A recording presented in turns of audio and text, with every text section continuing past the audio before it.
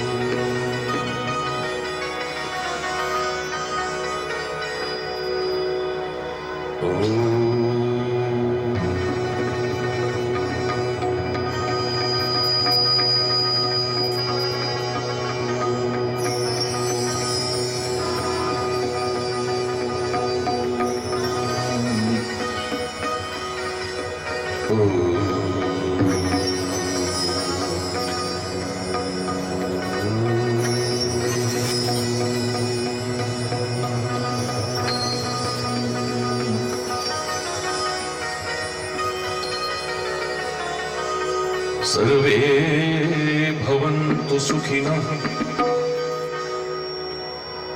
सर्वे सन्तु निरामयाः, सर्वे भद्राणि पश्यन्तु, मा कश्चित् दुःखभाग्। ॐ शान्ति शांति शांति।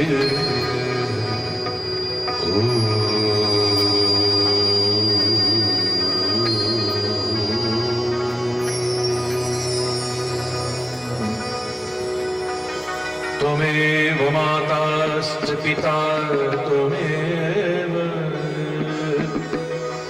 त्वमेव बन्धुश्च सखा त्वमेव विद्या द्रविणः त्वमेव, त्वमेव सर्वं मम देव देव। ॐ शान्ति शान्ति शान्ति।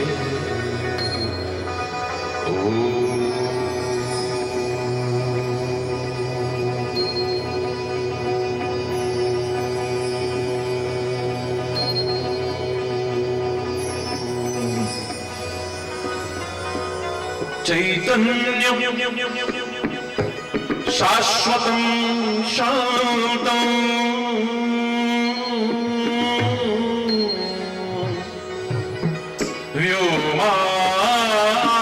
व्योमातीतं निर्जनं,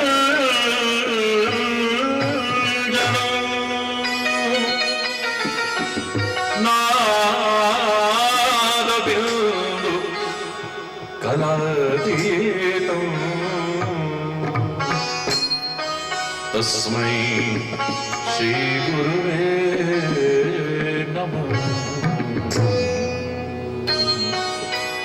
ॐ शान्ति शान्ति शान्ति।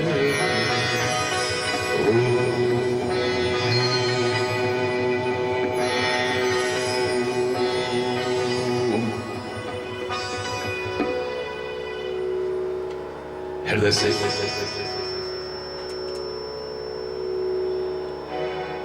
सभी लोग बहुत ही प्रेम और श्रद्धा पूर्वक परमपिता परमात्मा का स्मरण करते हुए नमन करेंगे।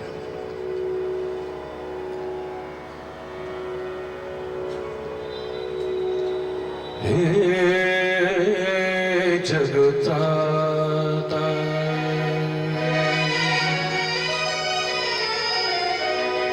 विश्वविधाता,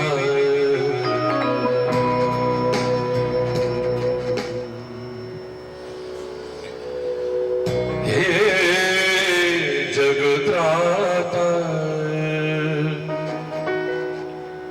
विश्वविधाता,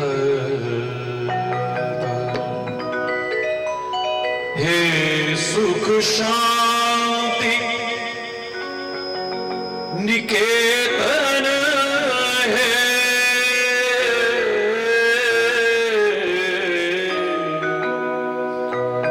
हे सुख शांति निकेतन है, हे जगत्राता विश्वविधाता, हे जगत्राता विश्वविधाता,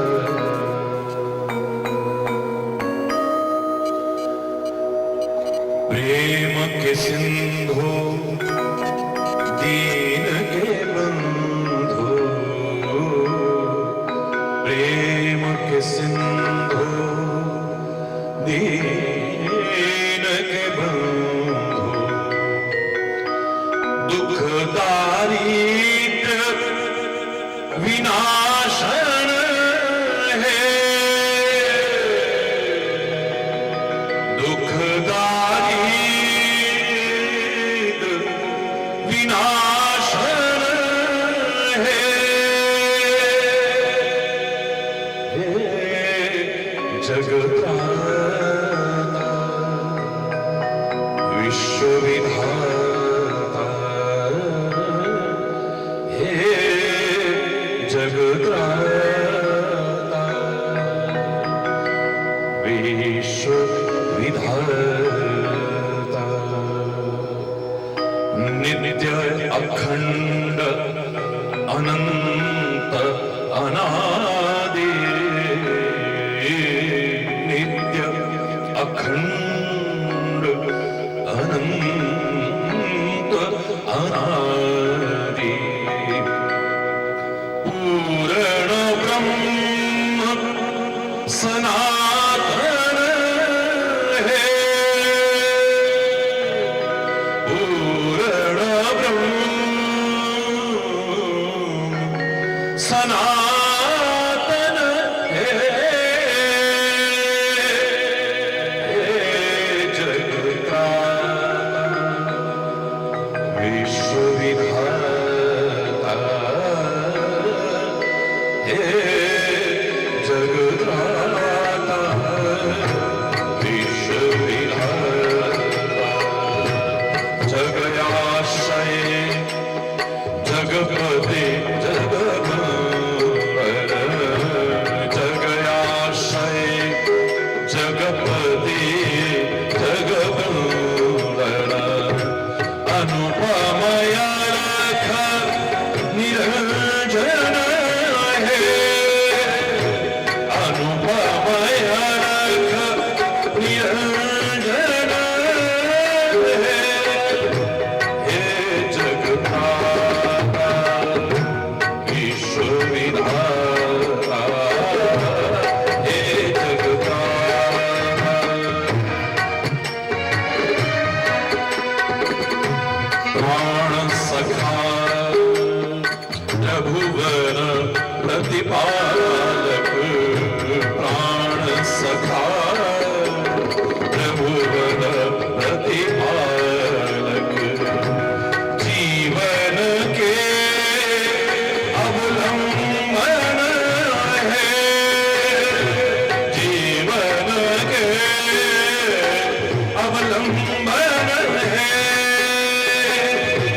हे जगत्राता विश्वविधाता, हे जगत्राता विश्वविधाता, विश्वविधाता।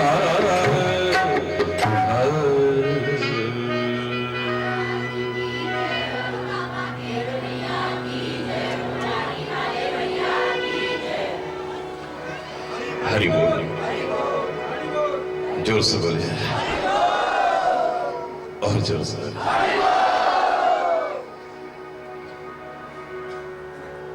सबसे पहले तो हमारे पवित्र राष्ट्र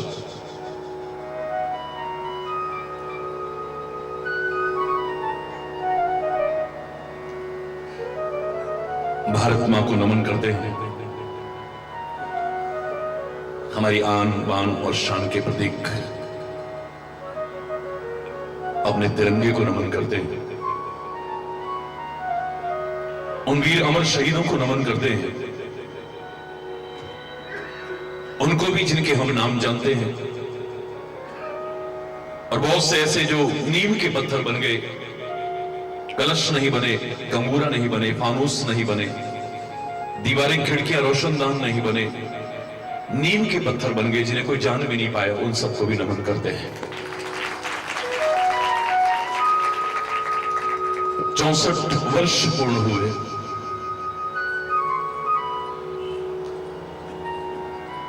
एक महान गणराज्य के रूप में हमारे राष्ट्रीय पर्व गणतंत्र दिवस की आप सभी को, समस्त भारतवासियों को, संपूर्ण विश्व के उन अप्रवासी भारतीयों को भी जो भारतीय ध्वज, भारतीय राष्ट्रीय पर्वों के प्रति सम्मान रखते हैं, बहुत बहुत हार्दिक शुभकामनाएं, बहुत बहुत हार्दिक बधाई। कोई औपचारिक न रहे, इन राष्ट्रीय पर्वों को हमारे मनाने के प्रयास। मजा तब है जब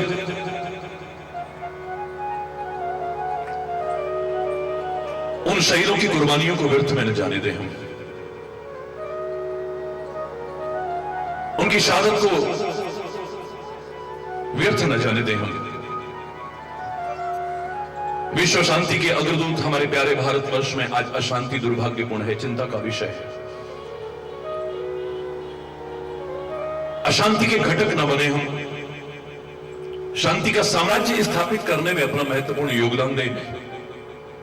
हमारे इस प्यारे भारत राष्ट्र में शांति का साम्राज्य हो, और एक बार फिर विश्व शांति का बिगुल इसी पवित्र धरा से सारी दुनिया में पहुंचे, ये हमारा प्रयास हो। लोग हमें तोड़ने की, बांटने की विभिन्न आधारों पर साजिशें करते हैं, नीच घृणित साजिशें। हम सब कुछ बाद में है, पहले भारतवासी हैं, और उससे पहले भी एक इंसान है, परमात्मा की पैदा किए हुए।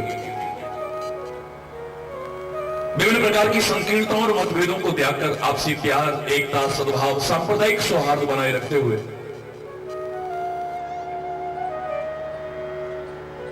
इस राष्ट्र को सुख, शांति, समृद्धि, खुशहाली और प्रगति के चरम तक पहुंचाने में अपना योगदान दें हम सभी।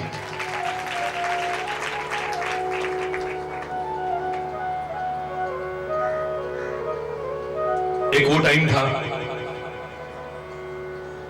जो भारतवासियों के अंदर भाव था कि मर के भी न जाएगी मेरे दिल से वतन की उल्फत, मेरी मिट्टी से भी खुशबू वतन आएगी। मरने के बाद भी मेरी मिट्टी से भी वतन की उल्फत की, मोहब्बत की, प्यार की खुशबू आएगी। और आज अगर जीते जागते बिहार अंदर राष्ट्र के लिए जज्बा ना हो, राष्ट्रीयता का, तो शर्म की बात होनी चाहिए। एक वो थे जो सब कुछ लुटाने को तैयार थे, जिनकी अनमोल कुर्बानियों ने ही राष्ट्र को आजाद कराया। दिल दिया है जहां भी देंगे ए वतन तेरे लिए, हर कर्म अपना करेंगे ए वतन तेरे लिए, जिनका भाव हुआ करता था कभी। हम ना सोचे कि हमको मिला क्या, हम ये सोचे किया क्या है अर्पण। जिनका ये भाव होता था, हम ये ना सोचे कि हमें क्या मिला है, हम सोचे कि हमने क्या अर्पण किया है। ए भारत वहां तन समर्पित, मन समर्पित, धन समर्पित, कुछ और भी होता वो भी तेरे को कर देता समर्पित। जज्बा है आपके अंदर, जागृत करने की आवश्यकता है खाली। कारगिल के युद्ध के समय आपने वो जज्बा दिखाया। सोना नहीं चाहिए, विलुप्त तो नहीं होना चाहिए। छोटे छोटे बच्चे भी जब अपनी जेब खर्ची में से पैसे बचा करके विद्यालय में देते,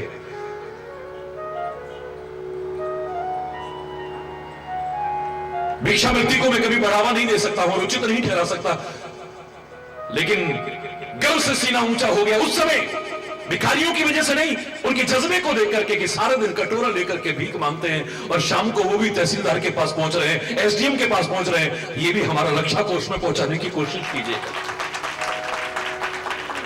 सैल्यूट करने को मन करता है। तभी तो मैंने कहा था कि लाख आक्रमण होते रहे इस भारत और भारतीय संस्कृति पर, विभिन्न माध्यमों से आज भी हो रहे हैं और बेशक होते रहे, इस भारत को, भारतीय संस्कृति को ना कोई नष्ट कर पाया था, ना कर पा रहा है, ना कभी कर पाएगा। कुछ है जो हस्ती मिटती नहीं हमारी, चाहे दुश्मन रहा है दौरे जहां हमारा।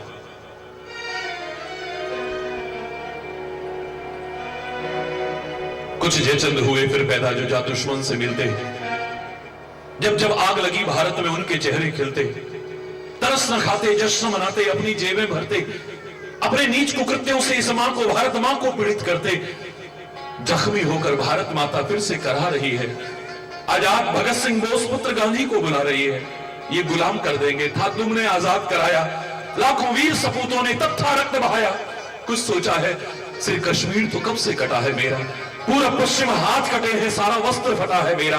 और न काटो और न बांटो और न जख्म बढ़ाओ तुम, थोड़ी भी यदि लाज है बाकी, मुझ मां की, भारत मां की लाज बचाओ।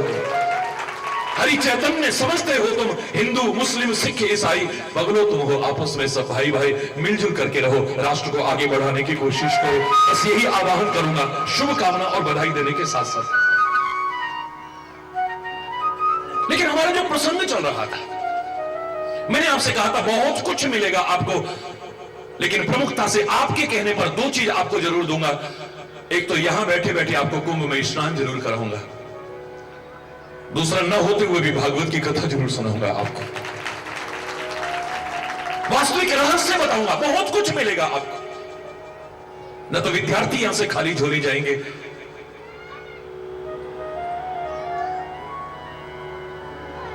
न कोई अधिकारी खाली जाएगा, न कोई व्यापारी खाली जाएगा, न कोई भक्त, न कोई ज्ञानी, किसी भी क्षेत्र में आगे बढ़ने का प्रयास करने वाला झोली को भर करके ही ले जाएगा, बशर्ते कि आप जैसे बैठना चाहिए, जैसे सुनना चाहिए सुने। उसमें सबसे पहला शब्द आया था भावनात्मक। आप 26 जनवरी को क्या समझते हैं? आज हमारा ये गणतंत्र दिवस है, लेकिन बहुत कम भारतवासियों को मालूम है कि कभी हमारा स्वतंत्रता दिवस हुआ करता था। 1929 के अधिवेशन में ही ये पारित कर दिया गया था, भारत को पूर्ण स्वराज्य घोषित कर दिया गया था। इतिहास साक्षी है, रावी नदी के किनारे पर यह घोषणा की गई और 26 जनवरी 1930 को पहला स्वतंत्रता दिवस मना दिया गया। उस समय हमने ये नहीं सोचा कि अभी तो देश आजाद भी नहीं हुआ, हो गया आजाद,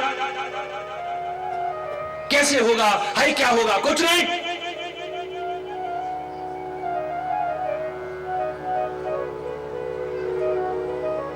कोशिश करने वालों की कभी हार नहीं होती, की हुई कोशिश कभी बेकार नहीं होती। नन्ही सी चींटी 100 बार फिसलती है, हिम्मत नहीं हारती, फिर कोशिश करती है, फिर कोशिश करती है, एक दिन फतेह कर लेती है उसको। अगर यही ना होता तो 1857 में मंगल पांडे कोशिश न करता, मेरी कोशिशें तो बेकार चली जाएंगी। अकेला चना क्या भाड़ बोनेगा, ना मेरे पास इनका मुकाबला करने के लिए अस्त्र शस्त्र है और न ही उतने लोग हैं। लेकिन नहीं, बचपन से भारतीय संस्कृति में कूट कूट करके भरा गया है, हारिए न हिम्मत, विसारिए न राम। हम होंगे कामयाब, हम होंगे कामयाब, हम होंगे कामयाब एक दिन।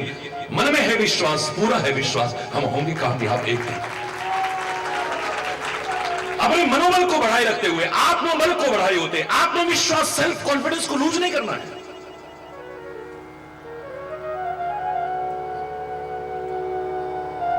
सही दिशा में यदि प्रयास करे, सफलता तेरी कदम एक दिन अवश्य चूमेगी। ऐसा क्या है जो ऐ मानव तू ना कर सके?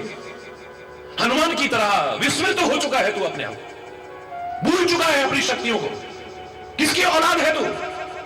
जामवंत जैसा कोई सदगुरु मिल जाए तेरे अंदर प्राण फूंक रहे, तू कहेगा सागर पार करना, इसको तो मैं खेल खेल पे लांग जाऊंगा। लीला इस लादो सागर खारा, ये वही हनुमान है जो चुपचाप बैठे हुए थे।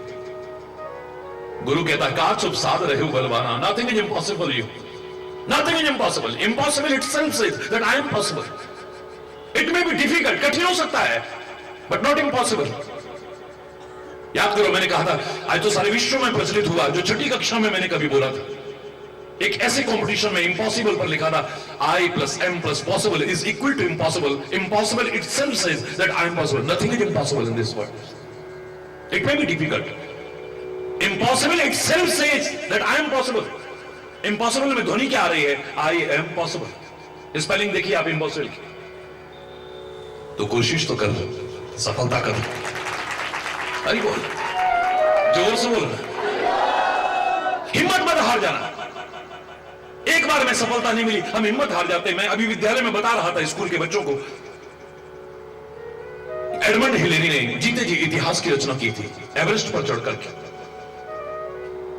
मैंने बचपन में उसे पढ़ा, क्योंकि सामान्य सफलता जब हमें मिलती है इट्स कॉल्ड विक्ट्री, जीतते ही आदमी ऐसे करता है वी फॉर विक्ट्री। लेकिन जब मुसीबतों में, बाधाओं में, कठिनाइयों में, परीक्षाओं में भी न घबराता हुआ निरंतर आगे बढ़ता रहता है और सफलता हासिल करता है, वो विक्ट्री नहीं फिर हिस्ट्री बन जाती, जीते जी इतिहास। इतिहास तो मरने के बाद बनता है, लेकिन ये इतिहास जीते जी बनता है। पहली बार में सफलता नहीं मिली, इतना प्रयास करके भी हिम्मत नहीं हारा। दूसरी बार कोशिश की, हिम्मत नहीं हारा, बल्कि वो कहता है मैंने माउंट एवरेस्ट की तरफ उंगली उठा करके इतना कहा था, oh Mount Everest, being a mountain you can grow but I can. एक पर्वत होने के नाते तू आगे नहीं बढ़ सकता है, लेकिन मैं आगे बढ़ सकता हूं। मानव होने के नाते मैं आऊंगा, I come again and I conquer you, मैं दोबारा आऊंगा और तेरे को फतेह करके दिखाऊंगा, और करके दिखाया है। निराशा नहीं है, हताशा नहीं है, पता नहीं क्या होगा, पता नहीं हम कुछ कर पाएंगे, पता नहीं हम कुछ बन पाएंगे कि नहीं, यही होता है हमारा। या तो भूतकाल के लिए रोते रोते हमारा समय, अनमोल समय बर्बाद हो जाता है, हाय हमारा टाइम ऐसे निकल गया, हम तो कुछ कर ही नहीं पाए, हम तो कुछ बन रहे। Don't cry no split milk, बचपन से कहा करता हूं मैं, जो दूध उबल गया, जो दूध उबल गया उस पर मत रो, मत चिल्लाओ उस पर। उस महिला को कभी समझदार महिला नहीं कहेंगे जो उबलते हुए दूध दो करके हाथ उठा के हाय दूध उबल गया, हाय दूध उबल गया, हाय दूध उबल गया। समझदार है वो? मूर्ख है वो। अरे जो उबल गया सो उबल गया, जो बचा है उतार ले, वरना वो भी उबल जाएगा। बीती ताही विसार दे, अब आगे की सुन ले। Don't cry on split milk, जो गिर चुका है उस पर मत चिल्लाओ, मत रो। या तो हमारा भूतकाल के लिए रोते रोते टाइम निकल जाता है, या भविष्य की आशंकाओं में और चिंताओं में समय निकल, पता नहीं हमारा क्या होगा, देखना मेरा हाथ जरा। अरे भविष्य तो उसका भी है जिसके हाथ भी नहीं होते हैं। तुम तो हाथ दिखा दोगे, वो भी अपने आप कुछ करे तो क्या से क्या कर लेता है। ऐसे ऐसे लोगों को मैं जानता हूं जो बिना पैरों के, नकली पैरों से हिमालय में चढ़ करके दिखा रहे हैं। एक कीर्तिमान स्थापित किया उन्होंने, जिनके दोनों हाथ नहीं है, उन्होंने कीर्तिमान स्थापित करके इतिहास में नाम दर्ज कराया है अपना। जिनकी आंखें नहीं है, कान नहीं है, सुन नहीं सकते, देख नहीं सकते, बोल नहीं सकते, उन्होंने भी एक इतिहास रचना की है अपने जीते जी। आप कभी देखिए ऐसे कार्यक्रम, पता लगेगा आपको। पता नहीं हमारा भविष्य क्या है। ज्योतिष हमारे वेदों का अंग है, मैं आलोचना नहीं करूंगा, लेकिन वर्तमान समय ज्योतिष की शरण की नहीं है। जीवन को ज्योतिर्मय बनाने की आवश्यकता है, तब बचोगे ठोकरों से, वरना नहीं बच पाओगे। किसने देखा है भविष्य? जिसने वर्तमान को संवारा है, बस। क्योंकि वर्तमान के गर्भ से ही निकलता है भूतकाल। भूतकाल कहां से आया? वर्तमान के गर्भ से निकलता है ये, और भविष्य भी वर्तमान ही बनता है मेरे प्यारे बच्चों। अगर मैं वर्तमान को संवारता जाऊं, संवारता जाऊं, संवारता जाऊं, इसी वर्तमान में भूतकाल बनना है और भविष्य ने भी वर्तमान की सीढ़ी से दोनों निकलेंगे। जो सोचता बस भविष्य की है, वह वर्तमान भी खोता है। आनंद उठा सकता वो नहीं, तीनों कालों में रोता है। जिसने देखा है वर्तमान, तीनों ही काल संवार लिए, तीनों काल उसके संवर जाते हैं, याद रखें। जिसने वर्तमान को संवारा है, उसका भूतकाल भी संवरेगा, उसका भविष्य भी संवर जाएगा। वर्तमान के एक एक क्षण को व्यर्थ में नष्ट किए बिना सुधारते चले जाओ। सुधार ना तो भूतकाल पर रोना पड़ेगा, कभी गिलानी का सामना नहीं करना पड़ेगा। चैलेंज करके कहता हूं, और भविष्य भी तुम्हारा उज्जवल होगा, दावे से कह सकता हूं। वर्तमान में अगर प्रयास न करते, कौन जानता था इतने साल बाद देश आजाद होगा। हम अपना प्रयास शुरू कर देंगे, भविष्य उज्जवल ही होगा। हो ही नहीं सकता है कि देश आजाद न हो। होगी शांति चारों ओर, होगी शांति चारों ओर, होगी शांति चारों ओर। एक दिन the day will come, we shall overcome, we shall overcome someday. मन में है विश्वास, पूरा है विश्वास, हम होंगे कामयाब एक दिन। किसी की हिम्मत नहीं जो रोक जाए। खरी बोलना, जोर से बोलना। मैं तो चौथी कक्षा में अपने मुंह से ये प्रशंसा के लिए नहीं चल, इट्स नॉट सेल्फ प्रेजिंग, आत्म प्रशंसा नहीं। मैं हायर एजुकेशन की बात नहीं कर रहा हूं। अपनी छोटी कक्षा में, चौथी कक्षा में, बचपन में कंठ बहुत अच्छा था, तो प्रार्थना मैं पहले बोला करता था, बाकी विद्यालय के बच्चे बाद में बोला करते थे। और मैंने एक दिन बोलनी बंद कर दी।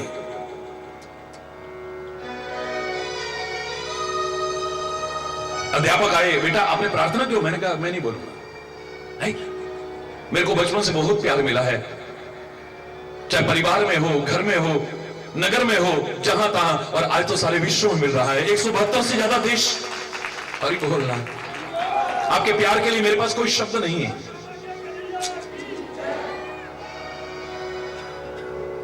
अरे बोलना, जोर से बोलना। उन्होंने डांटा नहीं, बड़े प्यार से कहने लगे, बेटा क्यों नहीं बोलना चाहते हो? मैंने कहा मैं नहीं बोलूंगा। हमारे क्लास टीचर आए, उन्होंने कहा बेटे प्रार्थना क्यों रोक दी आपने? मैंने कहा सर मैं नहीं बोलूंगा।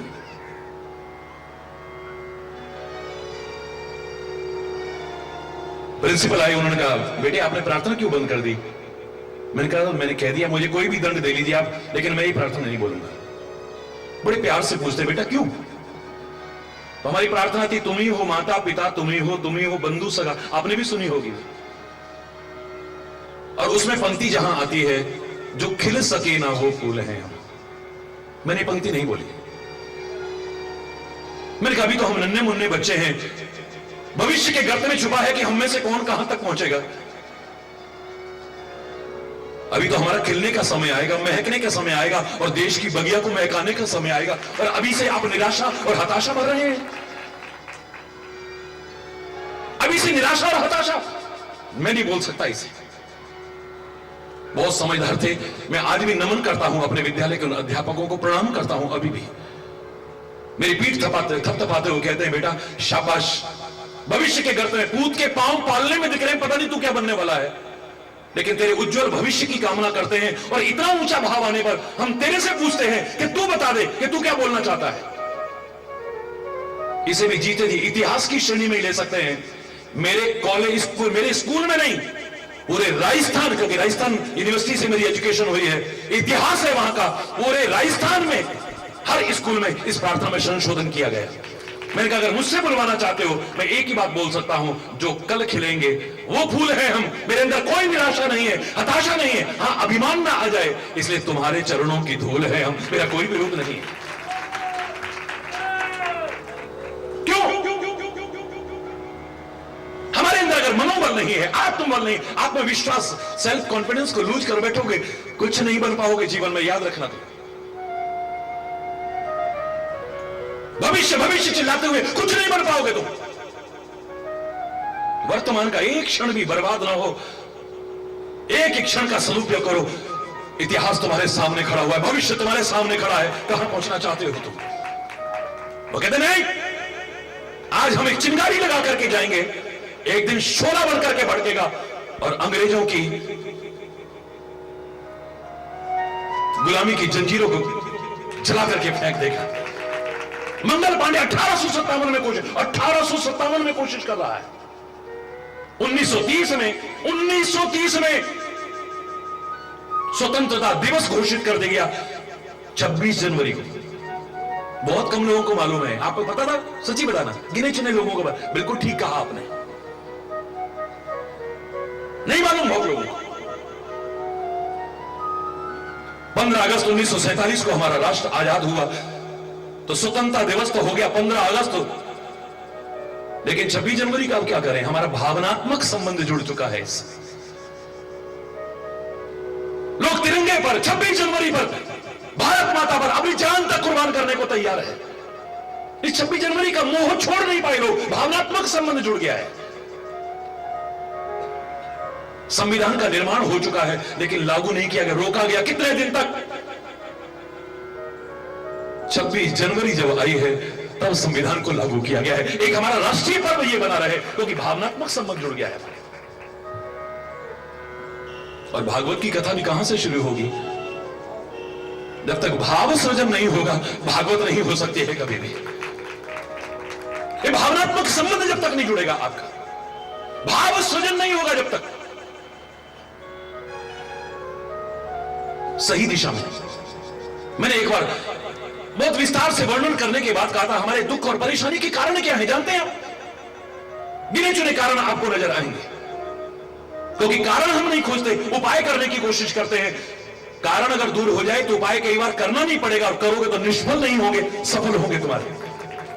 कारण नहीं खोजते हम। आखिर क्यों? घर में कलेश है, कोई ढोंगी पाखंडी बैठा है, बस मुंडी हिला के जय माता दी, जय माता दी, जय माता दी। तुम्हारे पर किसी ने कुछ कर दिया है? तुम्हें किसी ने कुछ खिला दिया है?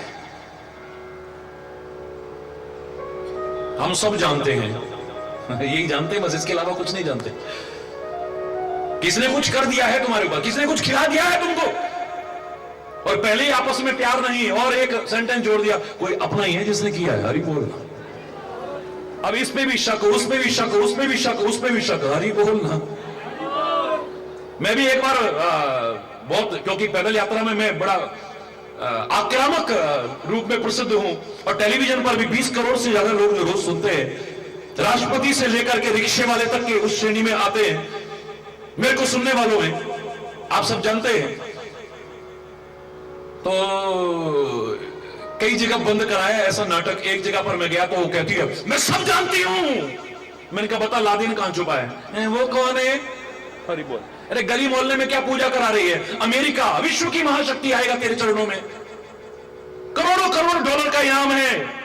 दिन भर में कितना कमाती होगी नाटक और ढोंग करके? यहां करोड़ों डॉलर का इनाम भी तेरे को मिल जाएगा। सारी दुनिया, सारा मीडिया भी बुलाता हूं ना मैं। सॉरी बोलना। एक और कुछ नहीं जानते, बस किसी ने कुछ कर दिया है, किसी ने खिला दिया, वो भी अपना ही है, बस इसके अलावा कुछ नहीं जानते ये। इनको नहीं पता कि सुनामी नाम भी नहीं सुना होगा, क्या होता है ये। लोग कहते हैं हम सब जानते हैं। अगर बता देते ना, आज तो मीडिया कितना महान भूमिका अदा करता है। कहते हैं हमें फांसी पर लटका देना, लेकिन आप प्रिंट और इलेक्ट्रॉनिक मीडिया में इसे प्रसारित कर दीजिए, इस तारीख को इतने बजे सुनामी की कहरें बरपने वाली हैं। लाखों लाखों लोगों की जिंदगियां बच जाती, कितने अनाथ होने से बच जाते, कितनी मांगे उजड़ने से बच जाती, कितनी गोदियां सूनी होने से उजड़ जाती, कितनी बहनें फिर राखी के दिन भाई को याद करके रोती बिलखती न मिलती। फिर वो नहीं पता इनको, ये नहीं पता इनको कि भूकंप आने वाला है। कोई तो आकर के बताता, गली गली में कुकुरमुत्तों की तरह ये देवी देवताओं का ढोंग पाखंड करने वाले लाइन लगा करके बैठे हुए, किसी को नहीं मालूम है। अरे वो गुजरात के लोगों, 26 जनवरी के दिन घर से बाहर निकल जाना रात में, ये 26 जनवरी की सुबह तुम नहीं देख पाओगे, सबके प्राण जा सकते हैं। भूकंप आने वाला है, किसी ने नहीं बताया। फलानी ट्रेन का एक्सीडेंट, इनको नहीं मालूम है। फलानी बस का एक्सीडेंट होना नहीं मालूम इनको। बस आपसी प्यार, सद्भाव और खत्म करने का ये धर्म नहीं है, धर्म का मजाक उड़ रहा है। धर्म तो विज्ञान सम्मत है, ढकोसला नहीं।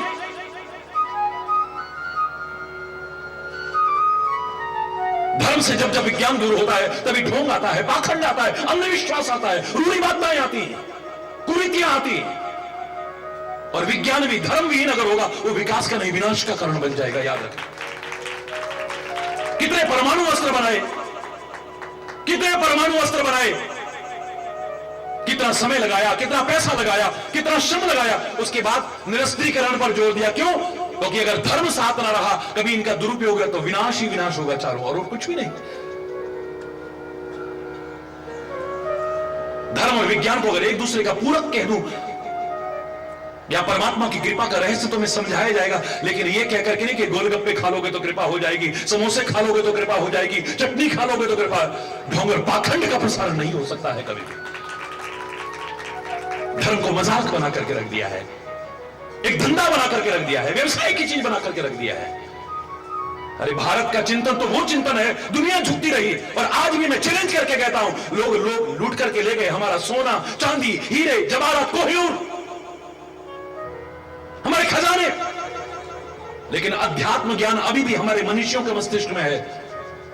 निस्वार्थ भाव से, बिजनेस बना करके नहीं, निस्वार्थ भाव से अगर इसके प्रचार प्रसार में गिने चुने लोग भी जुड़ जाए ना,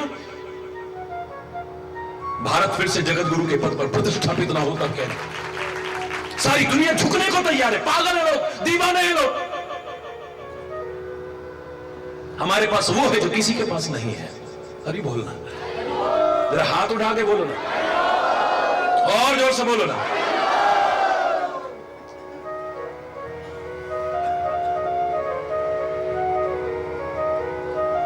ये भावनात्मक संबंध जोड़ना चाहिए। भागवत भागवत कहां हो रही है भागवत? मैंने पहले कहा, मेरे प्रणाम करता हूं मैं, क्योंकि मेरा काम ना वाद प्रस्तुत करना है ना विवाद। मैं तो एक मधुर संवाद स्थापित करने आया हूं। मेरा कोई वक्तव्य आज तक ना हुआ इन 30 वर्षों में, जब से मैंने, सारा विश्व जानता है, कोई विवादित ओछे प्रचार के लिए मैंने वक्तव्य नहीं दिया होगा कभी भी। एक मधुर संवाद स्थापित करने की कोशिश की थी, कर रहा हूं और आगे भी करता रहूंगा। बस संत का काम यही है, एक मधुर संवाद स्थापित हो, और उसी भावना को लेकर के एक भावनात्मक अर्थ एक और प्रस्तुत कर रहा हूं कि भागवत अगर जानना चाहो वास्तव में, जो आप कल कह रहे थे मुझसे, तो मैंने आपसे कल बहुत विस्तार से एक अक्षर की व्याख्या की है। भागवत का पहला अक्षर आता है भा। भाव सृजन कर दे जो हमारे अंदर, माता पिता के प्रति भाव जागृत कर दे जो हमारे अंदर, संतों महापुरुषों ऋषि महर्षियों अवतारों गुरुजनों के प्रति एक भाव प्रस्तुत कर दे, हमें भाव सृजन कर दे जो हमारे अंदर, अपने राष्ट्र, अपने तिरंगे और अपने राष्ट्र की संस्कृति के प्रति भाव जो सृजन कर दे, वो असली भागवत हो सकती है। क्योंकि जिस राष्ट्र में हम रहते हैं, हमारे दिल में अगर उसी के लिए प्यार नहीं है, भाव नहीं है, सब कुछ अधूरा है। विश्वामित्र यज्ञ कर सकता है, हवन कर सकता है,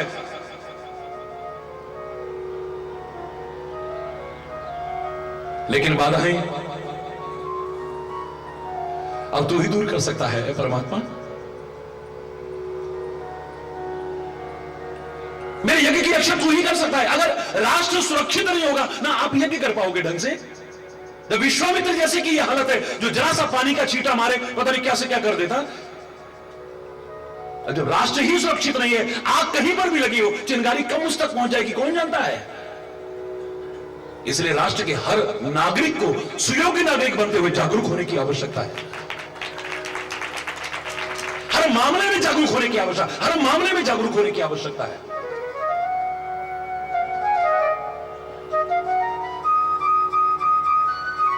भाव सृजन कर दे जो मेरे अंदर, एक भावनात्मक संबंध जोड़ दे। शारीरिक संबंध तो मेरा हो गया, ये मेरे माता है, ये मेरे पिता है, ये मेरी बहन है, ये मेरा भाई है, ये फलाना, लेकिन भावनात्मक जब तक नहीं जुड़ा। किसी ने कह दिया ये तेरा पापा है, मैंने भी बोलना शुरू कर दिया, लेकिन दिल से भाव तो जुड़ा ही नहीं अभी। मैं अपने पुत्र होने का कर्तव्य कब निर्वाह करूंगा? खाली जान करके नहीं, मान करके निर्वाह कर पाऊंगा। क्योंकि एक मात्रा के अंतर से तो सारे लाभ से वंचित हैं हम माता पिता को मानते हैं, गुरुजनों को मानते हैं, संतों को मानते हैं, रामायण गीता भागवत कुरान बाइबल जिसके प्रति भी श्रद्धा है उसको मानते हैं। इनकी मान ले तो जिंदगी न समझ जाए हमारी। को मानते हैं ना, की तो नहीं मानते। वो की कब मानेंगे हम? माता पिता की माने जब भावनाएं जुड़ जाएंगी हमारी। गुरुजनों की कब मानेंगे? जब हमारी भावनाएं जुड़ जाएंगी। परमात्मा की कब मानेंगे हम? जब भावनाएं जुड़ जाएंगी। अपने वतन के लिए मर मिटने का भाव हमारे अंदर कब पैदा होगा?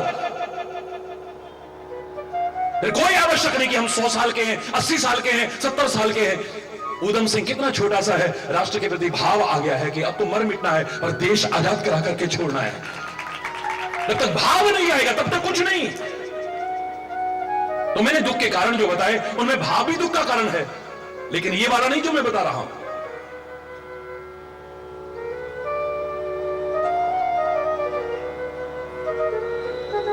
पहला दुख का कारण है अभाव। बोलो,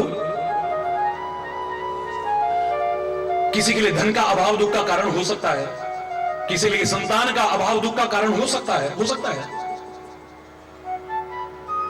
किसी के पास रोजगार का अभाव दुख का कारण हो सकता है, लेकिन सबसे ज्यादा अगर विचार करेंगे तो वो भी अभाव ही है। ज्ञान का अभाव, विचार का अभाव, विवेक का अभाव, संतोष का अभाव सबसे बड़ा दुख का कारण है। अभाव दुख का कारण है। हाँ, अभाव ही अगर खलना है तो ज्ञान का अभाव खले हमें, उसकी कृपा का अभाव खले हमें। हम सेवा कम कर पा रहे हैं, ये अभाव खलना चाहिए। कुछ नहीं कर पा रहे हम, कुछ भी।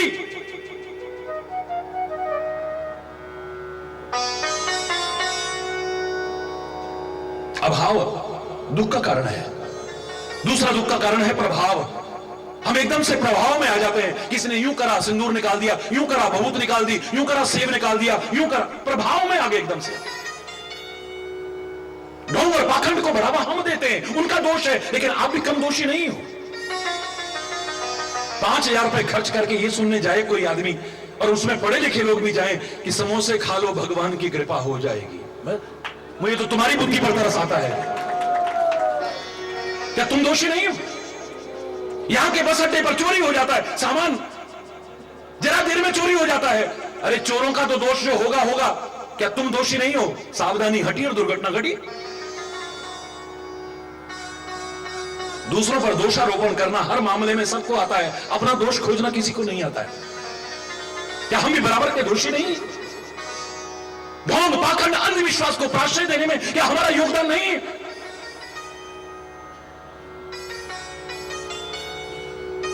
याद रखना, संत, सदगुरु और परमात्मा ये किसी को प्रभावित करने नहीं आते हैं, वो तो जीवन को प्रकाशित करने आते हैं।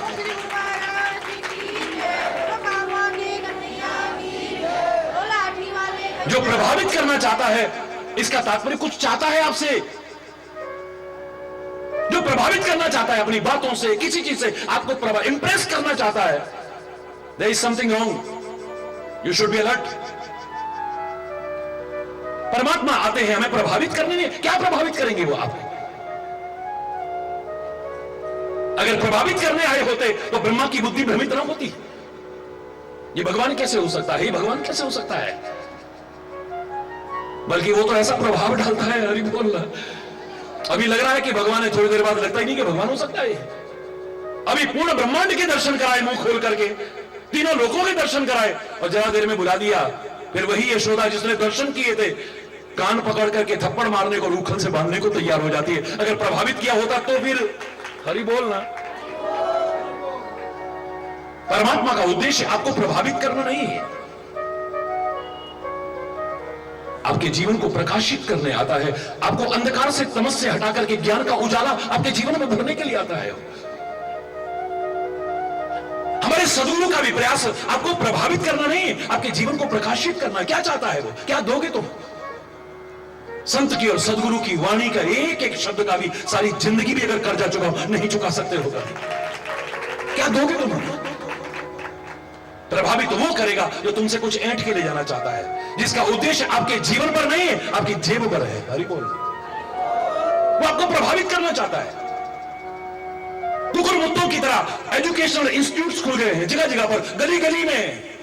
जिनको खुद पढ़ना लिखना नहीं आता, पैसा है, आलीशान चेयरमैन बन गए, प्रेसिडेंट बन गए, फलाने, बात करनी नहीं आती ढंग से। हरि बोल। शिक्षा की पूरी व्यवसाय बन गया है।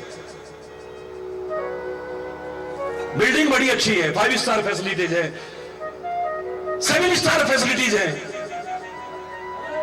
हरि 7 स्टार फैसिलिटीज, बिल्डिंग बड़ी अच्छी है, प्रोस्पेक्टस बड़ा अच्छा है, गाड़ियां बड़ी अच्छी हैं।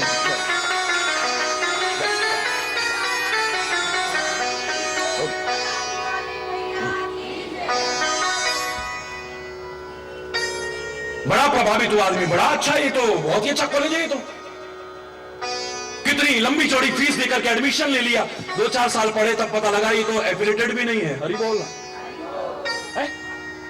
ये तो एफिलेटेड भी नहीं है। तब तक तो अरबों रुपए कमा गए। हरी बोलना, जोर से बोलो ना।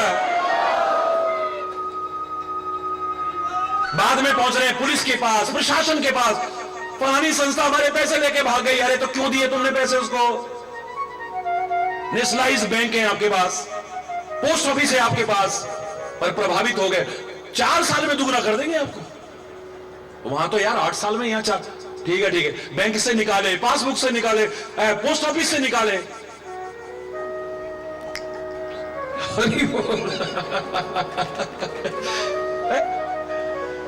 दोष दे रहे हो उस फाइनेंस कंपनी को, क्या तुम्हारा दोष नहीं है? ये दुख का कारण क्यों आया? क्योंकि तुम प्रभावित हो गए एकदम से, उनकी बातों में, मकर जाल में आ गए तुम। अभाव दुख का कारण है, चैलेंज करके कहता हूं, खोज लेना। प्रभाव दुख का कारण है। अगर तुम प्रभाव में ही आते हो तो जो प्रभावशाली व्यक्तित्व हैं उनके प्रभाव में आओ, जिंदगी समझ जाएगी तुम्हारी। अभाव दुख का कारण है, प्रभाव दुख का कारण है, लगाव दुख का कारण है। कोई मरा इसलिए नहीं रो रहे हम, उससे हमारा लगाव था इसलिए रो रहे हैं। कोई चीज हमारी छिन गई इसलिए नहीं रो रहे हम, उस चीज से बहुत लगाव हो गया था। संतों को देखो, अब सच्चा संत किसको कहेंगे? कितना भी आ गया तो बहुत खुशी नहीं होगे, कितना भी चला गया उदासी नहीं आ रही है। हरि बोल, आ गया चला गया, हरि बोल। हर टाइम मस्ती मस्ती है, और यहूं है। तुम्हें जरा सा कष्ट मिले रो पड़ोगे। हम देखो अमर शहीदों, माई रंग दे बसंती चोला, रंग दे बसंती चोला, रंग दे बसंती चोला।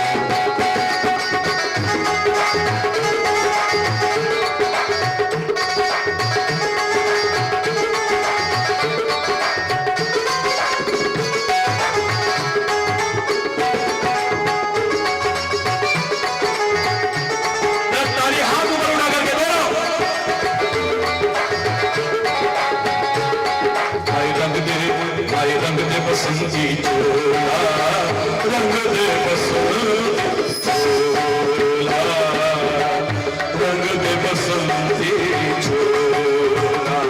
ओ भाई रंग दे बसंती चोला, रंग दे बसंती चोला, रंग दे बसंती चोला।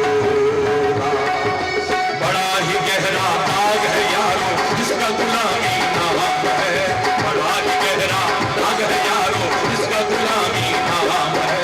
उसका जीना भी क्या जीना जिसका देश गुलाम है, उसका जीना भी क्या जीना जिसका देश गुलाम। सीने में जो दिल था यारो, सीने में जो दिल था यारो, आज बना है शोला, रंग दे बसंती।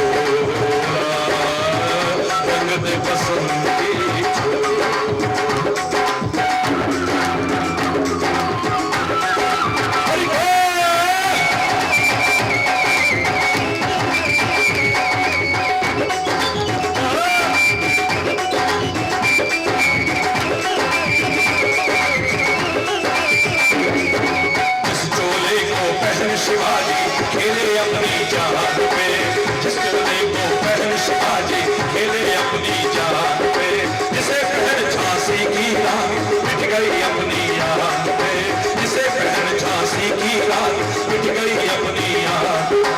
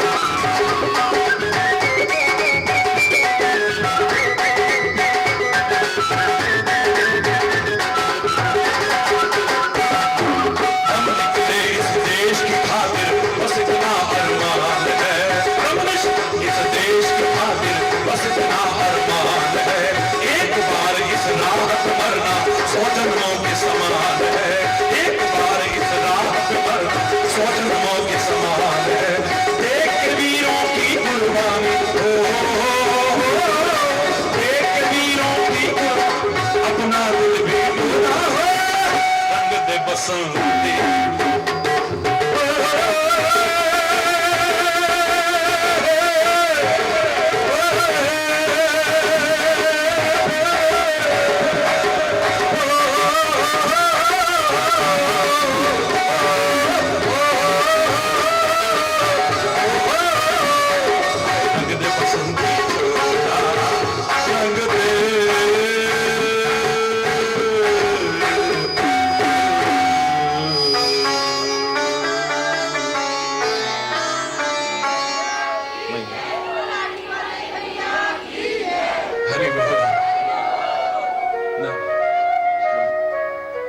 हरि बोल।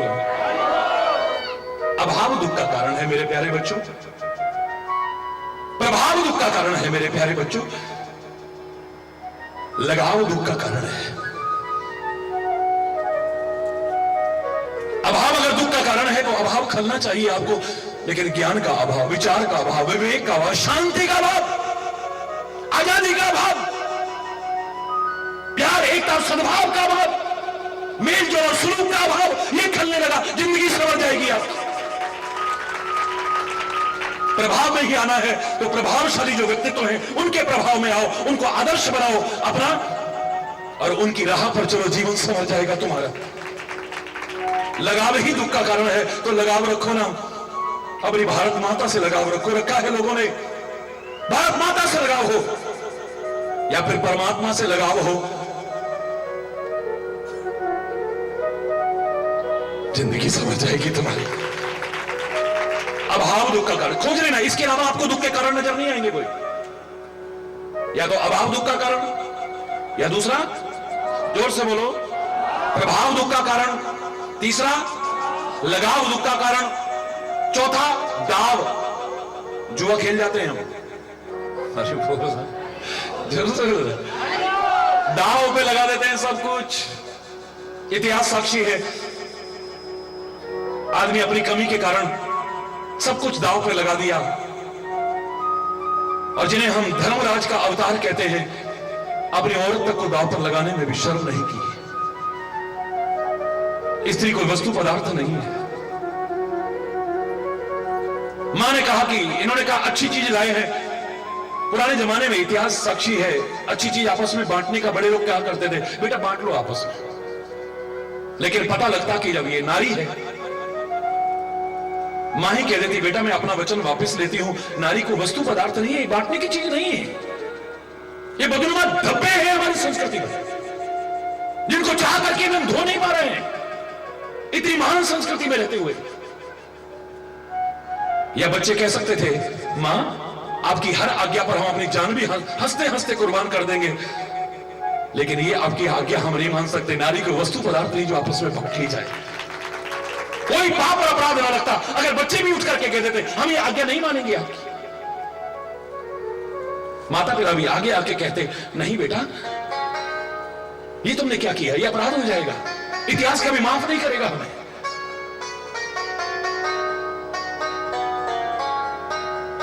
गलतियों पर गलतियां, बाद में क्या हुआ है, औरत तक को दांव पर लगा दिया है, जुआ खेल जाते हैं हम, और प्रेरणा नहीं ली हमने। इतिहास हमारे सामने क्यों रखा जाता है कि हो चुकी गलतियां चाहे अपने से हो या किसी से भी, उनको दोहराने की कोशिश मत करना, वरना दुख और विपत्तियों के बादल मंडराते रहेंगे, नहीं बच सकते उनसे। जीवन तक को दांव पर लगा देते हैं लोग, बाद में रोते हैं, पछताते हैं। दाव कभी उल्टा भी तो पड़ सकता है ना, हमेशा सीधा पड़ेगा कोई गारंटी तो नहीं है।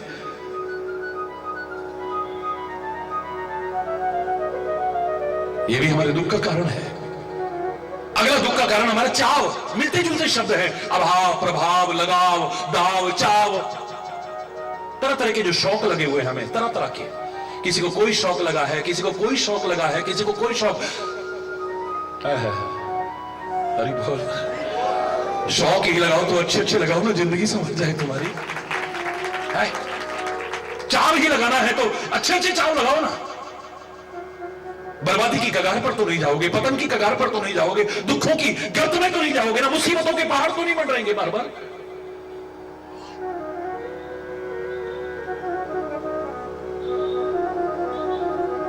अरे बोलना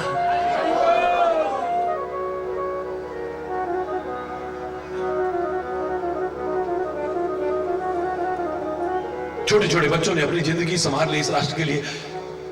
छोटे छोटे बच्चों ने 5 वर्ष के ध्रुव ने भगवान की भक्ति के मार्ग पर अपना जीवन संवार लिया है। ज्ञान के मार्ग पर चल करके संत ज्ञानेश्वर ने छोटी सी अवस्था में अपनी जिंदगी संवार ली है। हर फील्ड में छोटे छोटे बच्चों ने अपनी जिंदगी संवार ली, और हम अभी तक कह रहे हम क्या कर सकते हैं, हम क्या बन सकते हैं। अरे उसका नाम लेकर के, सबके आशीर्वाद लेके कोशिश तो कर दो। Nothing is impossible. मैं कह रहा हूं आपसे, आईएएस जिसने टॉप किया, मैं किसी के घर पर भोजन के लिए गया था प्रसाद लेने के लिए, तो चेयर पर मैं बैठने से पहले देखा तो वो एक कंपटीशन सक्सेस नाम की किताब पढ़ी हुई थी। मैंने उसे उठाया, मैंने पढ़ा। आईएएस जिसने टॉप किया, कुछ वर्ष पहले की बात है, उसका इंटरव्यू था। उसमें सहसा मैं पढ़ बैठा तो उससे पूछा गया, क्रेडिट गोज टू, किसको श्रेय देते हो अपनी सफलता का? सारे भारतवर्ष में आपने पहला स्थान प्राप्त किया है। कितने प्यारे शब्द हैं उसके, सुनो जरा। कहता है परमात्मा की कृपा, गुरुजनों का मार्गदर्शन, बड़ों के आशीर्वाद, साथियों की शुभकामनाएं और मेरी मेहनत सब मिलकर के रंग लाई। क्या बात! मेहनत तो सबने की थी, मेहनत का अपना महत्व है, लेकिन ये भी सब चीजें साथ में हो जाए तो सफलता कदम न चूमे हो ही नहीं सकता है।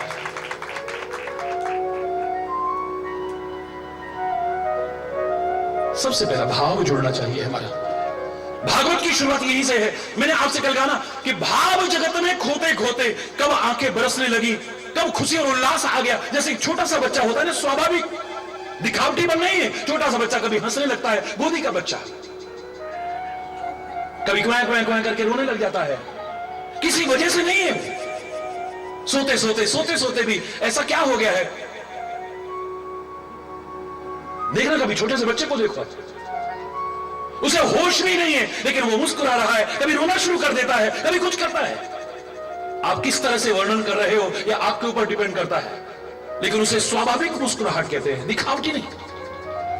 हम तो इस ऐसी मुस्कुराहट भूल गए, सब खो गई हमारी, मुस्कुराने ही विलुप्त हो गई हमारी। तो लाफिंग क्लब का सहारा लेकर के जबरदस्ती ठाके फनी हरकत कर करके कोई बैंगन लटका लेता है, कोई आलू लटका लेता है, कोई यूं करते ही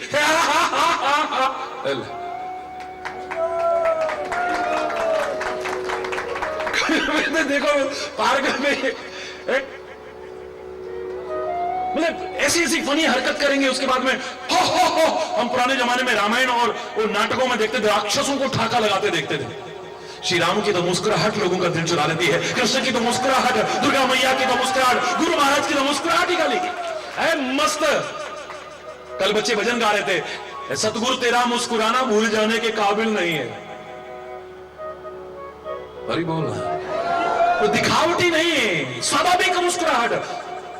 हवाई जहाज में घुसोगे ना, आपके घुसते ही नमस्कार यहां तक कर देंगे, चाहे आपके बाहर जाते